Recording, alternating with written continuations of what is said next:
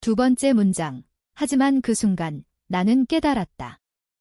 그 남자가 바로 10년 전 나를 배신하고 내 인생을 산산조각낸 바로 그 악마라는 걸. 세 번째 문장. 그리고 나는 맹세했다. 이 복수는 단순한 분노가 아니라 잊힌 상처를 파헤쳐 그의 모든 것을 불태울 불꽃이 될 거라고. 나는 김태준이라고 한다. 서울의 번잡한 강남에서 태어나 자란 평범한 사내였다. 아니, 평범하다기보다는 그 시대의 수많은 젊은이들처럼 야망에 불타오르는 그런 놈이었지. 20대 후반, 나는 대형 건설사 한강건설에 입사했다. 그곳에서 나는 리준호를 만났다. 아니, 리준호. 지금 생각하면 그 이름조차 독처럼 느껴진다. 우리는 동기였다. 같은 해에 들어온 신입들 중에서 우리는 특별했다. 야근을 하며 술을 마시고 주말에 골프를 치며 서로의 꿈을 나누는 사이 그는 항상 웃었다. 그 미소가 나를 안심시켰다.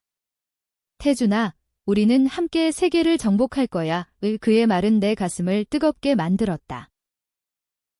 하지만 그 모든 게 거짓이었다. 2015년 한강건설의 대형 프로젝트가 무너졌다. 부패 스캔들, 뇌물, 조작된 입찰, 모든 게 드러난 순간이었다. 나는 프로젝트 팀의 리더였다. 모든 서류가 내 이름으로 되어 있었고 증거는 나를 가리켰다. 법정에서 판사는 차갑게 말했다. 김태준, 당신의 범죄는 중대하다. 7년의 실형, 나는 항소했다. 변호사는 말했다. 증인이 없어요. 모든 게 당신 혼자 한 일처럼 보입니다. 그날 밤, 감옥으로 가는 버스 안에서 나는 깨달았다. 준호가 사라졌다. 그는 증언도 하지 않았고 연락도 없었다. 나중에 알게 된 사실은 그가 모든 증거를 조작하고 자신의 몫을 챙겨 회사를 빠져나갔다는 거였다. 그는 나를 희생양으로 삼아 승진했다. 아니, 더 나아가 그는 내 가족을 파괴했다. 감옥 생활은 지옥이었다. 첫 해는 버틸만 했다. 책을 읽고 운동을 하며 시간을 죽였다. 하지만 두 번째 해, 내 아내가 자살했다. 편지 한 통. 예태준아, 미안해. 민준이가 너무 힘들어해. 내가 없어서 민준이는 우리 아들, 당시 8살. 아내의 죽음 소식을 들은 날, 나는 벽을 치며 울부짖었다. 민준이는 외할머니 집으로 보내졌다. 그리고 그 사고가 일어났다. 민준이가 놀이터에서 떨어져 얼굴에 깊은 상처를 입은 거다. 의사는 말했다. 영구적일 겁니다. 흉터가 지워지지 않아요. 그 상처는 단순한 피부가 아니었다. 그것은 내 죄책감의 상징, 준호의 배신이 새긴 영원한 각인이었다. 출소한 지 3년이 지났다. 2025년 나는 작은 편의점 주인으로 돌아왔다. 서울 외곽, 노원구의 허름한 상가. 민준이는 이제 15살, 고등학교 1학년. 학교 생활은 괜찮다고 했지만 나는 알았다. 아이의 눈빛이 변했다. 아빠, 친구들은 왜 나만 피할까? 민준이의 뺨에 새겨진 그 상처, 길쭉한 선처럼 길게 난 그것이 문제였다. 아이들은 잔인하다. 특히 한국의 학교는 더 그렇다. 왕따, 괴롭힘, 그것이 일상처럼 스며든 사회. 나는 민준이를 안고 속으로 울었다. 미안해, 아들아. 아빠 탓이야. 그날 학교에서 전화가 왔다. 김태준 씨, 민준이가 문제가 생겼어요. 상담실로 오세요. 나는 서둘러 택시를 탔다.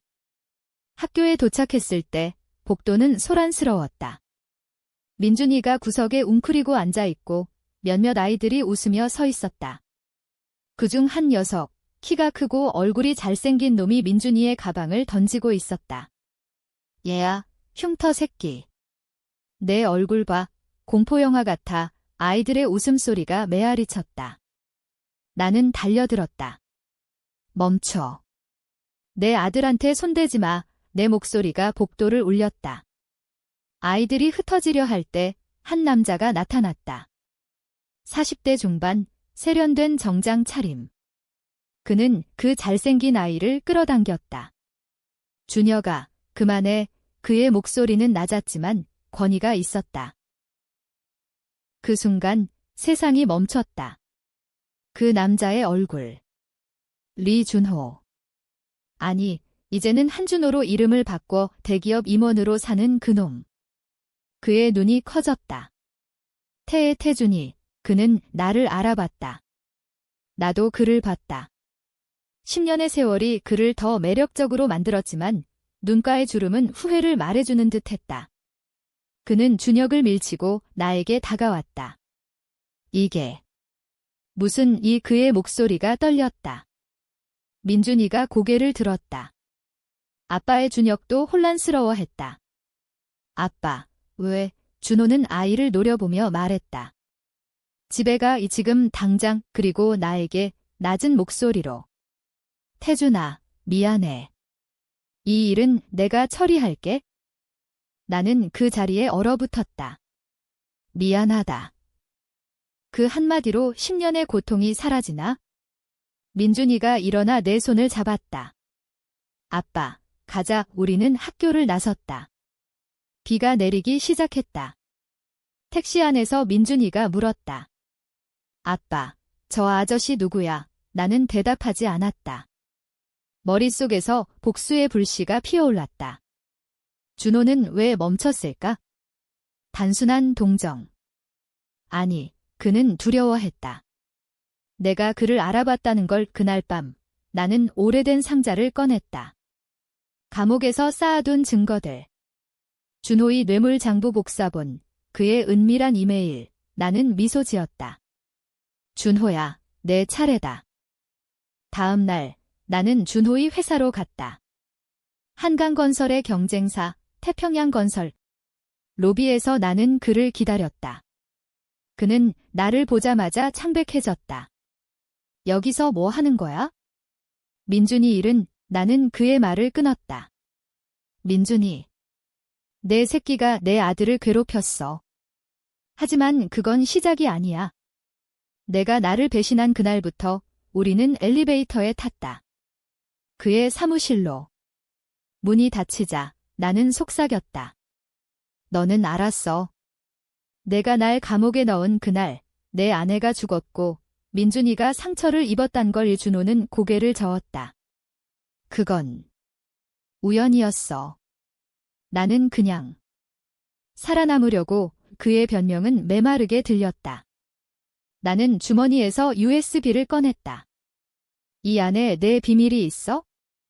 2015년 내가 챙긴 5억. 그리고 내가 숨긴 그 여자, 내 첩. 그녀가 내 아내가 되기 전에. 준호의 얼굴이 일그러졌다. 그걸 어떻게? 그는 나를 노려봤다. 태준아, 너 아직도 그걸 붙잡고 사는 거냐? 우리는 과거야. 민준이처럼 우리 아이들도. 나는 웃었다. 차갑게. 아이들. 내 새끼는 괴롭히는 놈이야?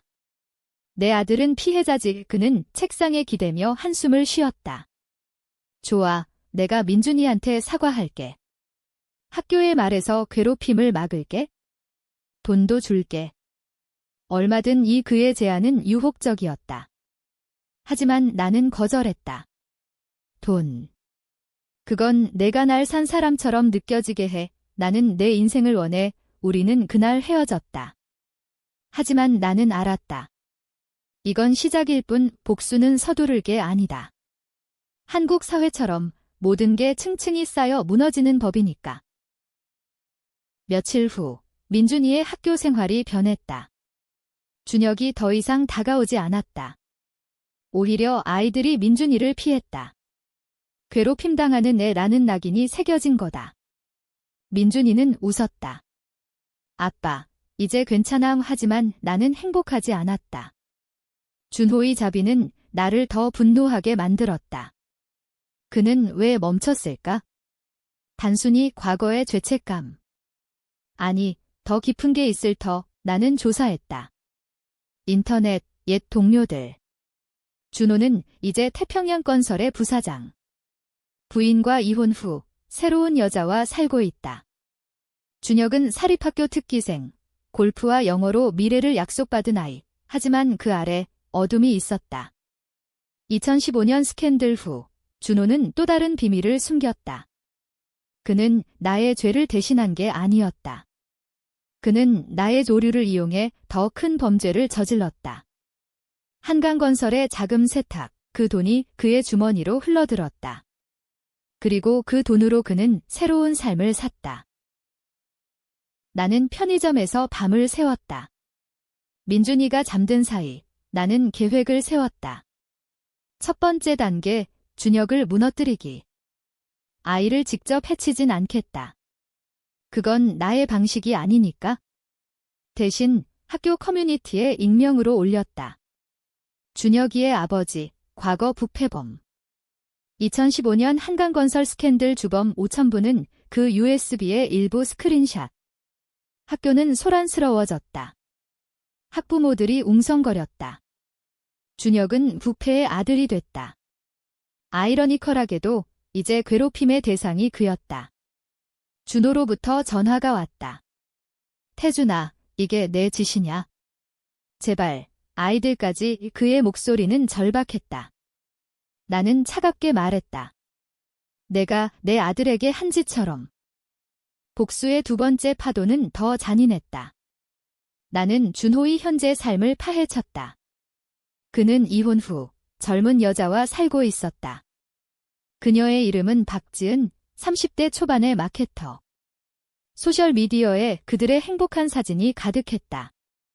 서울의 고급 아파트, 해외여행, 모든 게 완벽해 보였다. 하지만 나는 알았다. 그 행복은 내 피로 쌓인 모래성. 나는 지은에게 접근했다. 커피숍에서 부연히 만났다.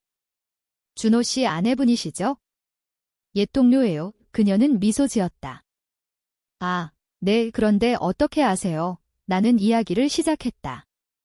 2015년, 준호의 배신, 내 감옥 생활, 아내의 죽음. 지은의 얼굴이 창백해졌다. 그게 정말인가요? 나는 고개를 끄덕였다. 증거를 보여드릴게요. 그날 밤, 지은은 준호와 다퉜다. 나는 엿들었다. 아니, 녹음했다. 당신, 태준 씨를 배신했다고? 그 사람이 감옥 간 동안 아내가 자살했다고. 준호의 변명은 허망했다. 그건 사업이었어. 살아남기 위해 지은의 울음소리가 아파트를 울렸다. 다음 날, 그녀는 떠났다. 준호의 인생에 균열이 생겼다. 그는 나에게 연락했다. 태준아, 그만해. 제발. 나는 후회해. 민준이 상처. 그게 나 때문이라면. 나는 웃었다. 후회. 내 후회는 내 고통의 1%도 안 돼. 하지만 속으로는 흔들렸다. 민준이가 학교에서 웃는 모습을 볼 때마다 이 복수가 아이를 더 아프게 할까봐. 학교에서 사건이 터졌다. 준혁이 자해 시도. 팔에 칼자국. 뉴스가 됐다. 부유층 자녀, 왕따로 자살 시도. 오 학부모들은 준호를 비난했다. 그는 기자회견을 열었다. 가족으로서 책임지겠습니다. 그의 눈은 붉었다. 나는 TV를 보며 미소 지었다. 하지만 민준이가 말했다. 아빠, 준혁이가 불쌍해. 나처럼 상처받았어. 아이의 말은 칼날 같았다. 나는 안아주며 속으로 생각했다. 이게 맞나? 복수는 정의인가? 아니면 또 다른 배신인가? 나는 더 깊이 파고들었다. 준호의 비밀. 2015년, 그는 나뿐만 아니라 다른 사람도 배신했다. 그의 멘토, 옛 사장. 그 노인은 준호의 도움으로 죽었다. 심장마비, 하지만 독극물 의심. 나는 그 증거를 찾았다. 옛 병원 기록, 익명 제보. 준호는 알았다. 그는 나에게 찾아왔다. 편의점 문을 두드리며. 태준아, 그만. 내가 모든 걸 포기할게. 회사 그만두고 돈 다 돌려줄게. 그의 무릎 꿇는 모습은 처참했다. 비가 내리는 밤, 우리는 마주 앉았다. 그는 울었다. 나는 두려웠어. 가난한 집에서 태어나 성공하려고. 너를 희생시켰어. 미안해. 그 순간 나는 망설였다. 그의 눈에 진심이 보였다. 민준이의 상처처럼 준호도 상처가 있었다. 가난의 트라우마, 성공의 압박. 한국 사회가 만든 괴물. 하지만 나는 일어났다. 늦었어, 문을 닫았다.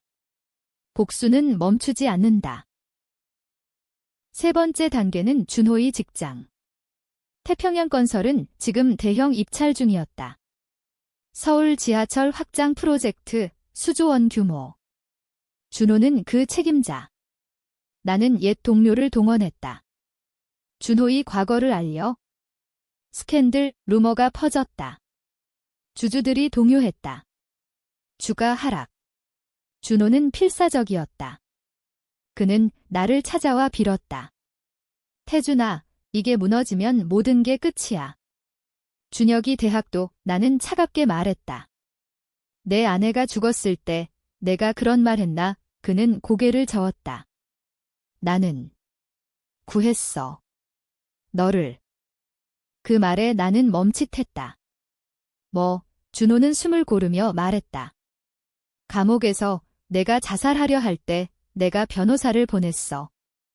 하지만 너는 알지 못했지? 그리고 민준이 상처, 그날 놀이터 사고. 내가 익명으로 의료비를 보냈어. 왜냐하면 민준이는 내 아들이니까. 세상이 무너졌다. 준호의 고백. 10년 전 우리는 술자리에서 실수했다. 취한 밤, 그의 여자친구와의 일, 하지만 나는 기억하지 않았다. DNA 검사했어. 민준이는 내 피를 이었어. 그는 증거를 보여줬다. 서류, 사진. 민준이의 상처가 그의 책임. 배신의 이면에 숨겨진 사랑. 아니, 죄책감. 나는 충격에 빠졌다. 복수가 무너졌다. 민준이를 보러 갔다. 아이의 얼굴, 이제 준호의 피를 닮은 듯 했다. 아빠, 왜 그래? 나는 울었다. 이게 진실인가? 준호의 속삭임이 귓가에 맴돌았다. 태준아, 우리는 가족이야. 그만해. 하지만 분노가 되살아났다. 그는 여전히 배신자. 민준이를 숨긴 채 나를 파괴했다. 나는 결정했다. 마지막 복수. 언론의 모든 걸 터뜨리기. 스캔들, 자해, 그리고 DNA 비밀. 부패 임원의 사생아 스캔들 제목이 붙었다. 스캔들이 터진 후 준호의 삶은 무너졌다. 회사 해고, 준혁의 학교 퇴학, 지은의 완전한 이별. 그는 거리로 나왔다. 나에게 왔다. 태준아, 내가 이겼어. 이제 만족하나? 그의 눈은 텅 비었다. 나는 대답했다. 아니. 왜 민준이를 숨겼지? 그는 한숨 쉬었다. 너를 사랑했으니까. 내 인생을 망치고 싶지 않았어. 하지만 배신은 나의 약함. 민준이가 알게 됐다. 학교 친구들로부터. 내 아빠가 아니래? 진짜 아빠는 그 괴물이야. 아이는 나를 노려봤다. 아빠, 거짓말쟁이, 집을 나갔다. 나는 필사적이었다. 준호를 찾아갔다. 민준이를 데려와 우리는 싸웠다. 주먹이 오갔다. 비 오는 거리에서. 너 때문에. 내 탓이야. 경찰이 왔다. 폭행 신고. 우리는 둘 다 체포됐다. 병원에서 깨어났을 때 민준이가 침대 옆에 있었다. 아빠들. 왜 그래? 아이의 말에 우리는 멈췄다. 준호가 말했다. 태준아, 용서해. 함께 키우자. 나는 갈등했다. 복수는 끝났나? 아니, 이제 시작. 사회는 우리를 비난했다. 배신과 사생아의 비극 포털 뉴스 1면. 우리는 닭의 가족이 됐다. 최종 티스트. 민준이가 선택했다. 준호와 함께 살겠다고. 아빠는 태준 아빠지만 준호 아저씨가 날 구해줬어. 상처 치료비, 학교 도움, 준호의 비밀이 드러났다. 그는 10년간 그림자처럼 우리를 지켰다. 하지만 배신의 상처는 지워지지 않았다. 나는 홀로 남았다. 복수는 승리. 아니, 패배. 민준이는 행복해 보였다. 준호와의 새로운 삶, 나는 편의점으로 돌아갔다. 창밖 비를 보며 생각했다. 한국 사회, 배신과 용서의 경계. 누가 올라? 나는. 준호. 아니면 민준이. 끝. 하지만 논쟁은 계속된다. 복수는 정의인가, 파괴인가?